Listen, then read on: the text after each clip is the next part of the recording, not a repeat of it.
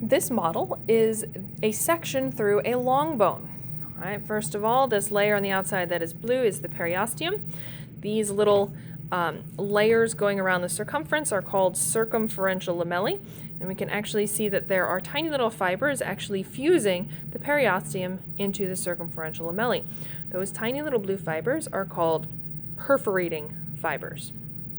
Okay. This is, of course, compact bone, and so we see the cylinders called osteons. All right, if we look from the side here, we can see that there are multiple layers here. These are called lamellae.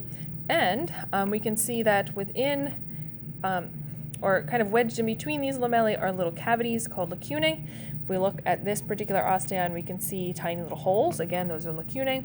Living within them are what are called osteons, or osteocytes. Wow. From outside the bone into the bone, we have blood vessels traveling through what are called perforating canals. You can also see perforating canals here. From this perspective, we can also see that there are blood vessels that are traveling up through the central canals, which get their blood from the perforating canals.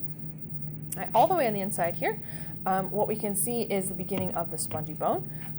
Here we can see very nicely that there is this lattice that actually makes up the spongy bone. The lattice itself is called trabeculae. Note that it doesn't have any osteons. The trabeculae are covered by this lighter pink membrane. Right? So if we take a look a little bit closer, we can see the ends of these lamellae and this nice smooth membrane. That is the endosteum.